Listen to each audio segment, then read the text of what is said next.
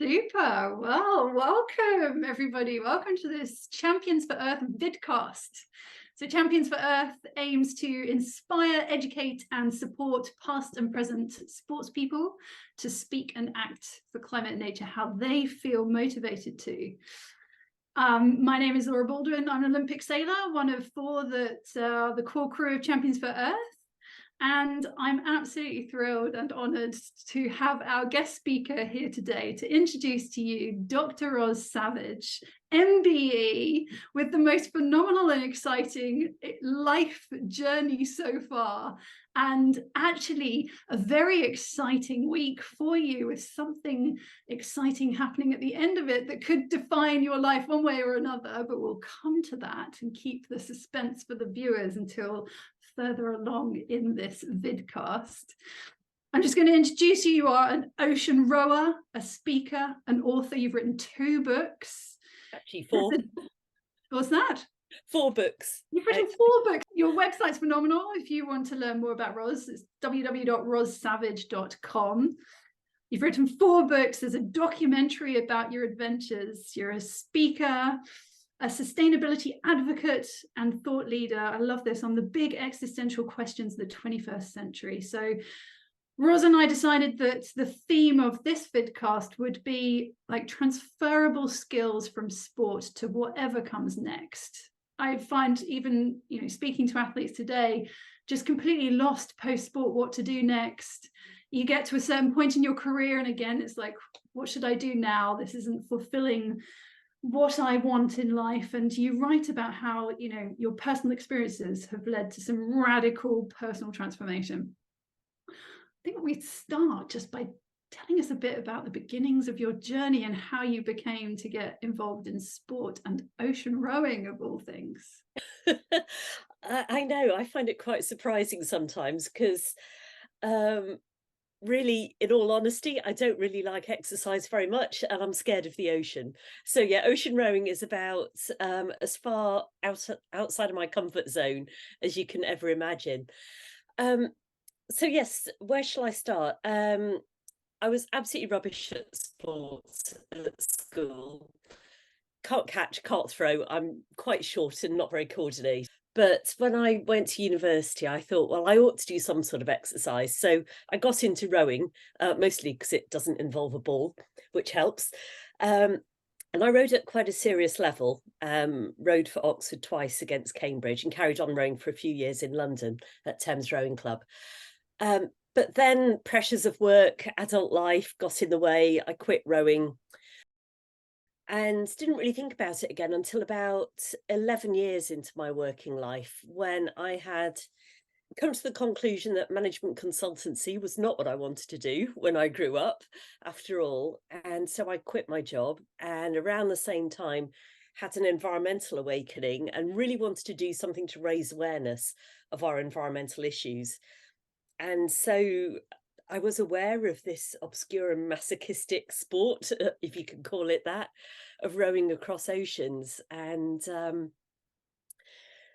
somehow it just seemed like a good idea that I could set out to do epic amounts of ocean rowing solo and to use those adventures as my campaigning platform, essentially, to get people's attention for my environmental message.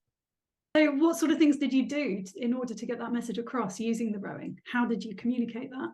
Well, I was out at sea for months at a time, and I wrote a blog post practically every day while I was out there at sea, uploading it through my satellite phone. So my blogs were really a great way to get the message across. And I was mostly writing about my adventure, which was always eventful. There was always something going wrong with the weather or equipment or injuries or some misadventure. But then about once or twice a week, I would drop in some environmental messaging. So that might be about plastic pollution in the oceans, or about climate change, or something more general, just really trying to inspire people to take action on our big environmental issues. And I think it did succeed in reaching a different audience than I might have reached if I'd chosen a more traditional way of campaigning with Greenpeace or Friends of the Earth. And then you came back and wrote 2 books about rowing. Are the other 2 books about rowing also, or? I think 2 books about ocean rowing was more than enough. Yeah, the first one was Rowing the Atlantic, and I think you can guess what that one's about. And then the second one was called Stop Drifting, Start Rowing, which was about the Pacific crossing. By the time I got to the Indian Ocean, I was really over writing books about ocean rowing. So the third book I wrote during lockdown, it's called The Gifts of Solitude, because I realized that a lot of people would be struggling with loneliness maybe during lockdown. And certainly solitude is something that I know a lot about, having spent up to 5 months at a time alone at sea. I mean, literally alone, no support boat. No, I didn't see another human face for 5 months when I did the Indian Ocean. And then my latest book came out in November last year, and it's called The Ocean in a Drop. It's based on my doctoral dissertation, which is really about everything that I've learned in the last 20 years as an environmental campaigner, about why change is hard, but how it's very possible and obviously very necessary. So I write about it through these different lenses of economics, politics, psychology, neuroscience. It even gets quite metaphysical towards the end. So I had a lot of fun writing that book. It really pulled together a lot of, oh, there was a little dollop of feminism in there as well. Pulled together a lot of strands that I'd been interested in over the years. And they're all different aspects of essentially the same problem, which is that humans are dominating nature. We think that we're superior to it in some way and that we could carry on flouting the laws of nature and get away with it. And as someone who spent a lot of time up close and personal with nature, in the middle of an ocean, it's very clear who's in charge on this planet, and it's not us. It's very humbling spending that amount of time alone at sea. It really is. I sometimes think we should send a few more of our politicians out to sea in a little rowboat for a few months and see what they're like when they come back, if of course we decide to let them come back. Yeah, well, I definitely want a copy of that book and the others as well. What were the key sort of standout moments from each of your crossings, or key sort of learning messages that you put across when you give your motivational speech talk? So many. The ocean really was a great teacher in my life. I think maybe the biggest meta lesson that I learned is that even seemingly impossible things can be achieved when you just chip away at them one oar stroke at a time. It took me about 5 million oar strokes to row across those 3 oceans. And one oar stroke doesn't get me very far, but you take 5 million tiny actions and you actually really get somewhere. So that's also stood me in good stead with writing books. When you sit down looking at a blank page or a blank Word document. So it has given, patience is not something that comes naturally to me, but by breaking down these really, really massive goals into smaller pieces and just keeping on going, a lot of success, especially when it comes to things like ocean rowing and environmental campaigning, a lot of success really comes down to just not quitting, just keep on going, just persevere. So I suppose that's the biggest transferable skill that I've taken away from the ocean rowing. And maybe a close cousin of that one is I think we're all capable of much more than we believe we are. That's partly why the most recent book is called The Ocean in a Drop. It's from that Rumi quote, "You are not just a drop in the ocean, you are the entire ocean in a drop." And Love that. yeah, that there are changes that we create that are beyond the physical measurable change that we make in the world. We never know quite what those ripples of change are that we spread in so many ways just by being who we are and doing what we do consistently over time. So yes, I never would have thought that I could do things like rowing across oceans. I didn't see that coming. I loved reading books about big adventures, but I never thought that I could do something like that because apart from anything else, it seemed that all the role models that out there had big bushy beards. It just seemed like I didn't qualify. But I think we all tend to carry a lot of self-limiting beliefs, and maybe those we use as an excuse in some ways for not doing more. But when we actually really believe that we are powerful and really lean into that, then we can make so much more of a difference than we dare to believe. It does sort of destroy our own excuses, really. Yeah, well, huge respect to you, Roz. My goodness, being a sailor, a day sailor, I just, as you say, have so much respect for the power of the oceans. Yeah. And yeah, who is really in control out there? And you can practice as best you can and prepare as best you can, but you just never know what's going to be thrown at you next, which is kind of a bit like our life's journeys.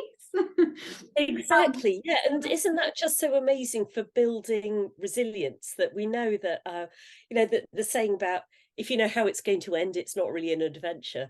But just developing, I think, that trust in yourself that when those surprises do arrive, with a certain amount of experience and having had to just figure things out on the fly, I'm sure you found this too, that you do develop like, oh, I may not know what's going to happen next, but I trust that I can figure it out. I can figure out an appropriate way to respond in most given situations. And that's tremendously empowering. Yeah, trusting our instincts, definitely a very strong lesson in sailing. Usually the first decision that you make on the racetrack is the right one.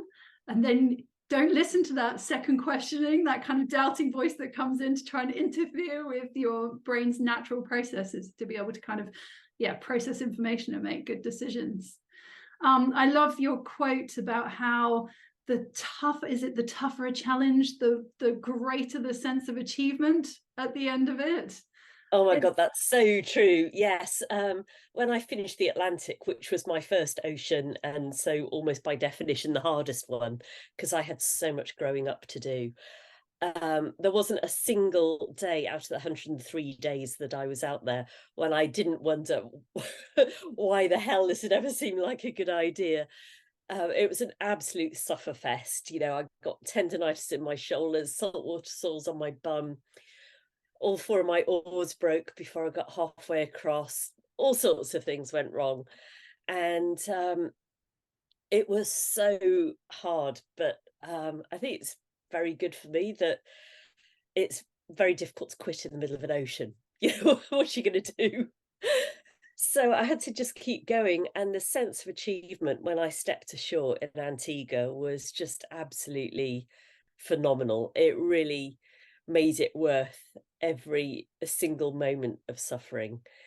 And so I think it's something I've discovered, certainly about my life. I'm not saying that this is going to be true for everybody, is that I don't seem to have signed up for the easy life this time around.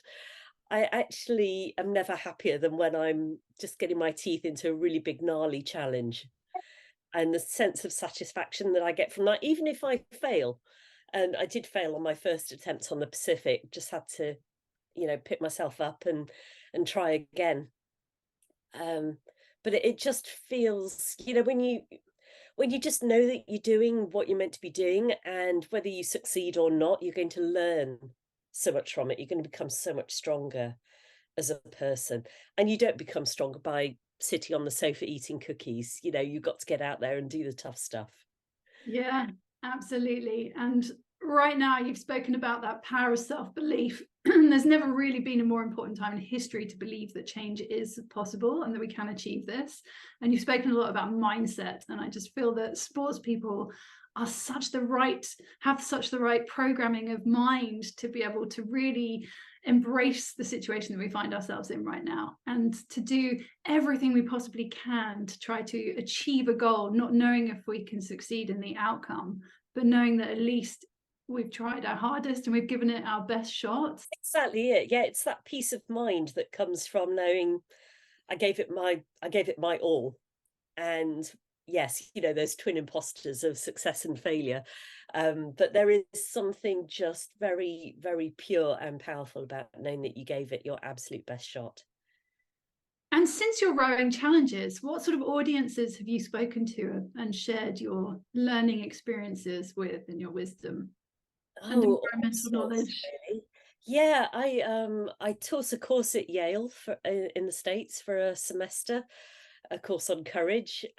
My day job is speaking to corporate audiences, usually at conferences, and typically I'll have a briefing call with the client in advance, and they'll tell me something about what their team is going through, the challenges that they're facing, and the qualities of resilience or courage or problem solving or resourcefulness that they want them to take away from the event.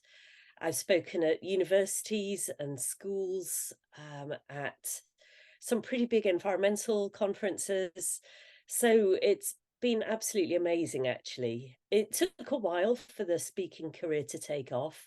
I think these things do take a while. As with oceans, everything takes longer than you expect. Well, actually, not everything. I'll come back to that later. Some things move faster than you expect. But it's an amazing way to make a living. I mean, basically, I make a living out of talking about myself. It's fun. And I get to meet interesting people and travel all over the world. So yeah, it's good. I'm very lucky. The National Geographic titled you Adventurer of the Year 2010. When did you get your MBE, and what did they say was the reasoning for you being awarded that? Got the MBE in 2013 for services to fundraising and the environment. And it was a fabulous day. My mum was just bursting with pride. It was Prince William giving out the gongs that day. And we actually have a mutual friend who's an ocean rower that William went to Eton with. So we had a really lovely conversation about Oliver Hicks. So yeah, it was a tremendous honour, and yeah, just really a privilege to have my work recognised in that way. And you have 4 other letters beside your name, the FRGS, which I had to look up. But what is that? Fellow of the Royal Geographical Society. So that's actually from something completely different. That's nothing to do with the rowing. My first adventure after I quit my job was to travel around Peru for 3.5 months. And one of the projects that I did there was an archaeological expedition looking for Inca ruins in the cloud forest near Machu Picchu. And so it was the research that we did there, the exploring, that led to the FRGS. And it was actually at the Royal Geographical Society that I met the first ocean rower that I ever met. So it's funny when you look back over a lifetime and you see, oh, going on that trip to Peru opened the door to the RGS, which meant that I met Dan, which meant that I found out about ocean rowing, that then led to all these amazing adventures. There's something really delicious about looking back across a life. And as Steve Jobs said, you can only join up the dots looking back. At the time, you're just moving forwards into your life, trusting that you're going to go get somewhere. But when you look back, and even some of the things at the time look like failures, you realize were actually stepping stones on the way to where you are now. And I think that's made me much more accepting about perceived setbacks. Sometimes we look back and think, oh, if that bad thing hadn't have happened, then I wouldn't be doing what I'm doing now. And I'm really happy doing what I'm doing now. So yes, I feel that the oceans, and also I suppose I'm just quite a self-reflective person. I journal a lot. I like to write in my notebooks as a way of making sense of my life and getting perspective and seeing what patterns and themes are emerging and how I might move those forwards. You can't see it in the shot, but I've got an entire bookcase here that's full of like 35 volumes of my journal. We have so much in common. It's amazing. It's lovely to find somebody that's so kindred in spirit and behaviors as well. But I guess with sports people, you'll quite often find that there's a lot of similarities between you, even if the sports are different. One of your other big dots in life, you are an Oxford Law graduate. Did you do anything in law post-graduating? What areas of law did you like? Or you're shaking your head. Why did you not go that route? I was actually a shamefully terrible student. I discovered rowing when I got to Oxford, and so most of the time I was in the law library, I was asleep after early morning rowing outings. There is something about reading case law that just sends me straight to sleep. Um, so yes, I sort of scraped my law degree. The bits that I enjoyed were the more philosophical aspects. So jurisprudence is the study of the philosophy of law.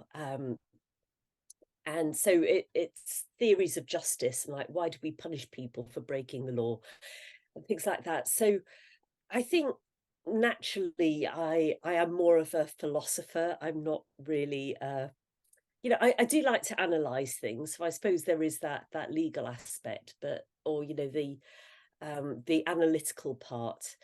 But in retrospect, I would it's maybe a bit of a cliche, but the sort of classic Oxford degree is philosophy, politics, and economics.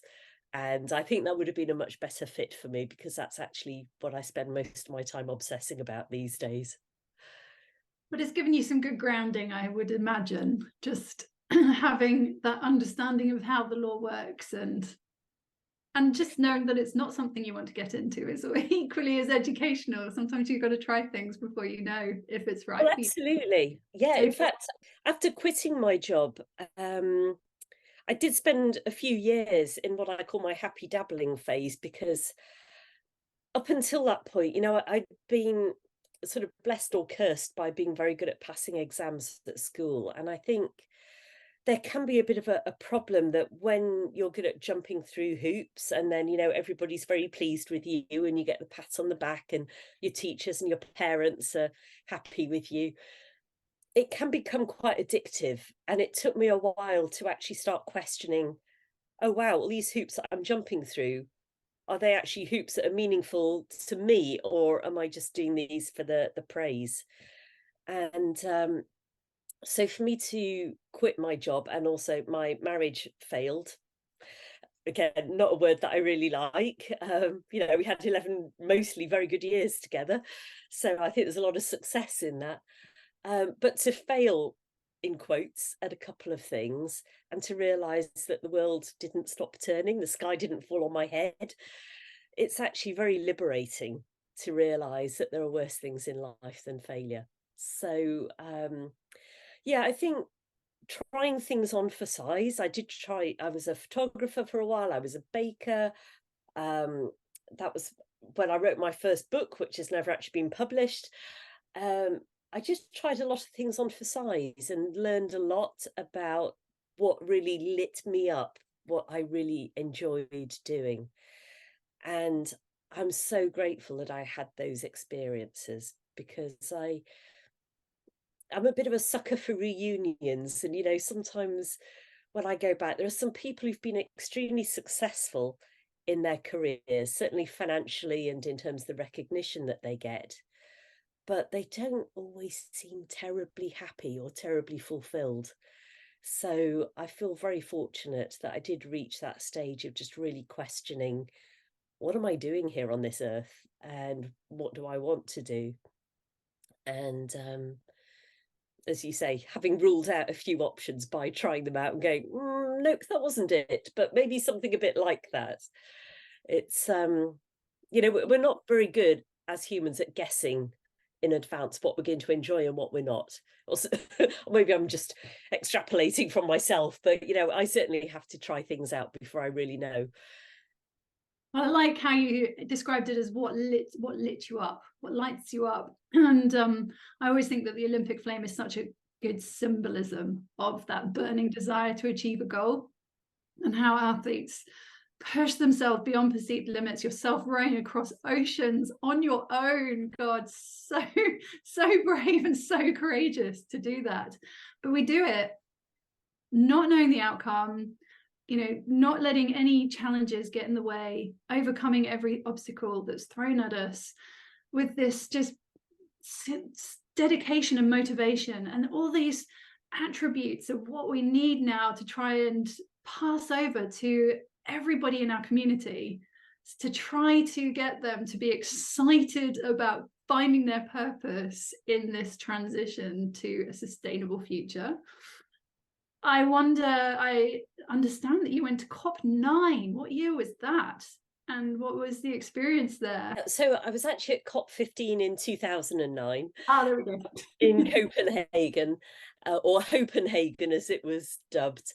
And there was such a sense of hope back then. You know, Obama had just been elected, which was so just almost miraculous at the time that this African American was president of the United States. And it almost seemed like he could do no wrong. And I think we imagined that he was going to save the world, that he was going to swoop into COP15 and wave a magic wand and everything was going to be okay. And of course, it didn't work out that way. We didn't get the fair and binding deal that we hoped for. And some would argue that we still haven't. But, you know, we just have to keep on trying.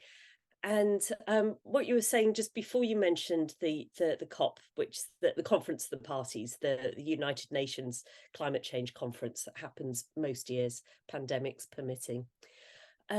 Just before that, you were saying that something about my courage, but you know, I didn't have the courage when I set out on the first ocean, or maybe I did, but I didn't know that I had it. And it's only when we take on these big challenges that we discover those inner resources. So I think you can apply that to environmental campaigning as much as you can apply it to ocean rowing. You know, I think when we find that purpose, the calling that we just can't not do, it enables us to tap into those inner resources that we just didn't know were there.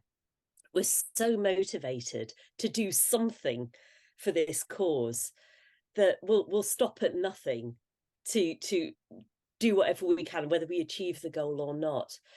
So I think that finding that purpose is one of the most amazing things that a person can do in their life. And like I say, it might take a bit of experimentation, but you know when you found it, because you suddenly start really surprising yourself with the things that you find yourself doing. You're like, oh my God, I just did that. So tell us, Roz, what it is that you've just done that surprised yourself. So your life took another radical personal transformational change in track. You went from motivational speaking, touring around unis, and then... Yes, and then so last year I'd finished writing The Ocean in a Drop, and it really felt like I had taken the last 20 years and sort of packaged them all up and put a bow on top. It was like, well, there's what I've learned. And I was thinking, well, what can I do next? I feel like I've learned a lot, and how can I use that to be of service in the world? And it's funny actually reading back through my journals from last year, because in retrospect, the answer is so obvious, but it didn't come to me until last September. And it was actually the day of the Queen's funeral. And I had watched a bit of it on TV, and I was just sitting out in my front garden reflecting on her life of dedicated public service. And suddenly, just with blinding clarity, these three words came to me: stand for Parliament. It was a very similar feeling to when the ocean rowing idea dropped in. Both of them were just absolutely ridiculously audacious ideas and completely against my nature, so different from anything that I thought I wanted to do. But there was also this absolute knowing, like this huge excitement of like, oh, that's it. That's what I'm going to do. So what happened with the ocean rowing, and again with the political project, is that I start talking to a few trusted friends about it. And if they take me seriously, then I'm like, oh gosh, I think I'm going to have to do this now. And there is something remarkable that happens once you commit to something. You know, there's that beautiful, what's his name? Is it William Hamilton? That quote about until you commit, there's hesitancy, you hold back. But then once you commit, somehow everything conspires to help you. And all of these resources just show up, these people, these ideas, these doors open in a really almost miraculous way. And so since last September, I've just been on this absolute fast track. Having said that, this coming Friday, I will find out if I've been selected as a parliamentary candidate in my local constituency. So, it could all come to a grinding halt on Friday. I don't know yet. But in the meantime, I've learned so much already and have come such a long way. I was already selected as a parliamentary candidate under the old constituency boundaries, but because they're all changing this year, I've had to stand again. So, yeah, Friday is the big day that will basically determine whether I get to stand in the next general election. So, yes, it's going to be What is your life-changing. hope? What are you hoping to be able to bring to the House of Commons if you are selected? Well, we need change, don't we? I mean, in so many ways, environmentally, obviously, but I've thought about this a great deal, and my answer to what is my highest priority might have a lot of people going, what? It's proportional representation, which I know sounds a bit dull and a bit geeky, but what that means to me is the system of democracy that we have at the moment. So many people feel that their votes don't matter because, in fact, they don't. We're first past the post. We have all of these safe seats where 70% of our votes end up not mattering because either our candidate has won, so they they can't win anymore, they've already won, or we vote for the party that lost. So either way, our vote gets wasted. And I think when our votes don't matter, people switch off, they get disengaged, and they also feel disempowered. I think a lot of people feel like politics is something that's done to them, that they're not actually participating in it. So I really hope that if we had a different system of democracy where actually votes matter, that then people would feel like they matter, not just once every 5 years or whatever. And the other thing that I'd like to see is much more local governance, so that instead of it all coming from Westminster, there's a lot more that happens at the local level, so that local councils actually have the resources, the money, so that they can really do stuff, so that people will actually know their representatives. They can go up to them in Sainsbury's or whatever and say, I've got this thing I want to ask you. Because environmentally, and with everything else that we've got going on in this country and in the world right now, I absolutely believe we need all hands on deck. We've all got something important to offer. We've all got a particular worldview, particular resources, particular insights based on our own individual life experience. And we're going to need all of that. There isn't any room for passengers right now. We've all got something really important to do. So we need a system of voting, a system of democracy that actually really makes people know that on a really deep level. As you can tell, I get really excited about this. It just feels so important that people who feel that they don't have a voice, that they don't matter, I want to say to them, you do matter. Everybody matters. We all have to play our part, because I think we're going to be facing some very choppy waters ahead, whether that's through changing technologies or environmental changes, or population is still increasing. There's just so much going on, and these are massive, big existential problems. But when we all work together, when we collaborate, when we connect, when we feel part of a community, then I absolutely believe that there is an invitation here for us to, each of us, find our purpose and to bring that purpose in service to the whole. Oh, that is such a brilliant, strong, and your excitement is just so infectious, Roz. And everything that you're saying there about proportional representation, everybody having their voices heard and playing their part and finding their purpose and being in their community also matches with Champions for Earth and the community that we've formed there for past and present sports people to find their purpose, find what lights them up that they want to get involved in, ask themselves the right questions. Because I've heard you a few times there going, you ask yourself, what can I do now? What am I going to do next? Asking those really powerful questions of your mind and see what sparks your interest in the arena of trying to do something environmentally friendly, because Champions for Earth, obviously that's our focus here, that big existential threat, as you do say it. But if we find our positive contribution and focus on that, it can stop us from being paralyzed by that fear of the collective failure. It's that whole kind of, as a sports person, control the controllables. Don't focus on the uncontrollables. Do what you can do to try to progress, do your best.